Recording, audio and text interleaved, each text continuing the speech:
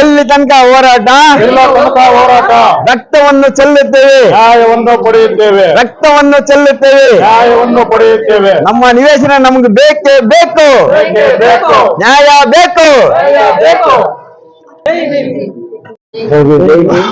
ಸಮತಾ ಸೈನಿಕ ದಳ ವತಿಯಿಂದ ಮಾಧ್ಯಮ ಮಿತ್ರರೇ, ಇಂದು ಮುಳಬಾಲ್ ತಾಲೂಕು ಬೈರ್ಕೂರು ಹೋಬಳಿ ಕಾಮಸಾನಹಳ್ಳಿ ಗ್ರಾಮದ ಸರ್ವೆ ನಂಬರ್ 15ರಲ್ಲಿ ಗೋಮಾಳ 258 ಎಕರೆ ಇರುತ್ತೆ.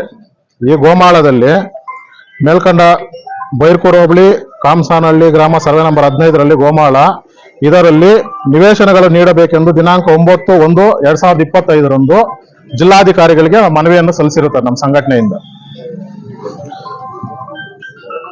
ಇದರಲ್ಲಿ ಸುಮಾರು ರಾತ್ರೋರಾತ್ರಿ ಮರಗಳನ್ನು ಕಟಾವು ಮಾಡುತ್ತಾ ಒತ್ತುವರಿ ಮಾಡ್ತಾ ಇದ್ದಾರೆ.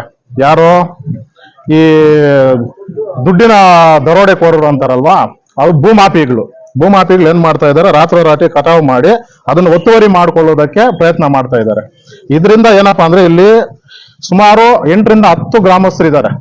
ಏನೋ ಅಲ್ಲಿ ನಿವೇಶನಗಳು ಬೇಕು ಅಂತ, ನಿವೇಶನಗಳು ಪಡಿಬೇಕು ಅಂತ ಹೇಳ್ಬಿಟ್ಟು 8 ರಿಂದ 10 ಗ್ರಾಮಸ್ಥರು. ಅಂದ್ರೆ ಏನಪ್ಪಾ ಅಂದ್ರೆ ಬರ್ತಾ ಪೀಳಿಗೆ ಹೆಚ್ಚಾಗ್ತಾ ಇರುತ್ತೆ. ಆ ಪೀಳಿಗೆ ಹೆಚ್ಚಾಗ್ತಾ ಏನಂದ್ರೆ ಹಳ್ಳಿಗಳಲ್ಲಿ ಅಟ್ಲೀಸ್ಟ್ ಮನೆ ಕಟ್ಕೊಳ್ಳೋಕೆ ಜಾಗ ಇಲ್ಲ. ಅದಕ್ಕೋಸ್ಕರ ಈ ಸರ್ವೆ ನಂಬರ್ 15ರಲ್ಲಿ ನಿವೇಶನ ಕೊಡಬೇಕು ಅಂತ ಹೇಳಿ DC ಅವ್ರಿಗೆ, ಮಾನ್ಯ ತಹಸೀಲ್ದಾರ್ ಅವ್ರಿಗೆ ನಾವಿವತ್ತು ಈ ಅರ್ಜಿ ಮೂಲಕ ಅವ್ರಿಗೆ ತಿಳಿಸ್ತಾ ಇದ್ದೀವಿ. ದಯವಿಟ್ಟು ಇದನ್ನ ಸರ್ಕಾರಕ್ಕೆ ತಿಳಿಸಿ, ಇದನ್ನ ನಿಮ್ಮ ಕಡೆಯಿಂದ ಸುಮಾರು ಗ್ರಾಮಸ್ಥರಿಗೆ ಅನುಕೂಲ ಆಗೋ ರೀತಿ ನೀವು ಮಾಡ್ಕೊಡ್ಬೇಕಂತ ತಮ್ಮಲ್ಲಿ ಮನವಿ ಮಾಡ್ತಾ ಇದ್ದೀವಿ. ಜೈ ಭೀಮ್.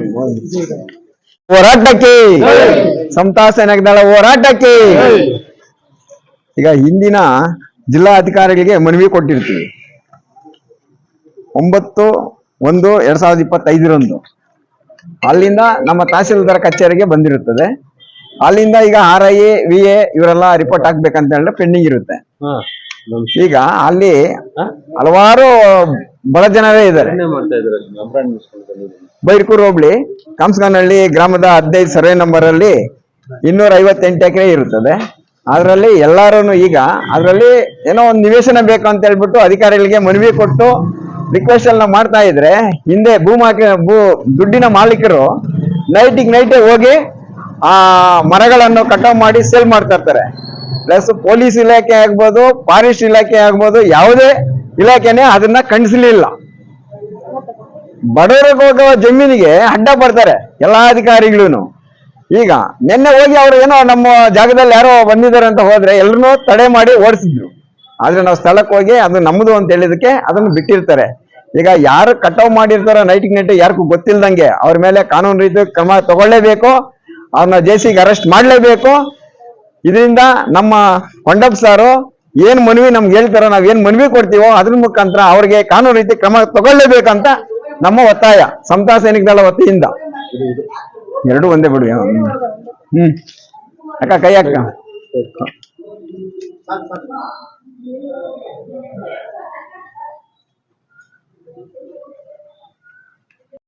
ಮನವಿಯಂತೆ ಬೈರ್ಕೂರು ಹೋಬಳಿ ಕಾಮಸಾನಹಳ್ಳಿ ಗ್ರಾಮ ಸರ್ವೆ ನಂಬರ್ 15ರಲ್ಲಿ ಸುಮಾರು 200 ಎಕರೆ ಮೇಲ್ಪಟ್ಟು ಗೋಮಾಳ ಇದೆ. ಸುಮಾರು 10-12 ಹಳ್ಳಿಯವರೇ ನಿವೇಶನ ರಹಿತರಿಗೆ ನಿವೇಶನ ಕೊಡಬೇಕು ಅಂತೇಳಿ ಸಮತಾ ಸೈನಿಕ ದಳದಿಂದ ಮನವಿಯನ್ನು ಸ್ವೀಕರಿಸಿದ್ದೇನೆ.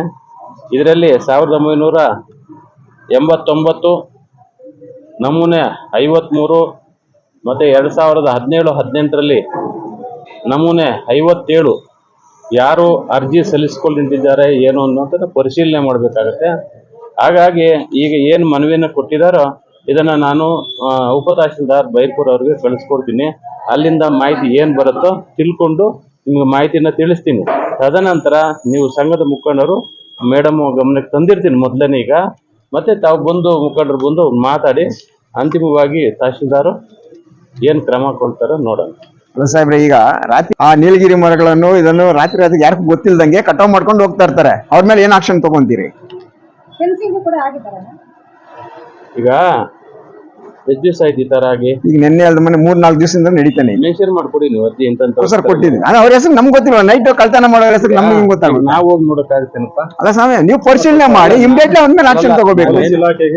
ನಾನು ಏನ್ ಹೇಳಿದ್ದೀನಿ, ಈಗ ತಮ್ಮ ಮನವಿಯನ್ನ ಏನ್ ನಾನು ಸ್ವೀಕರಿಸಿದೀನೋ ಅದನ್ನ ನಾನು ಉಪ ತಹಶೀಲ್ದಾರ್ ಬೈರ್ಪುರ್ ಅವ್ರಿಗೆ ಕಳಿಸ್ತೀವಿ.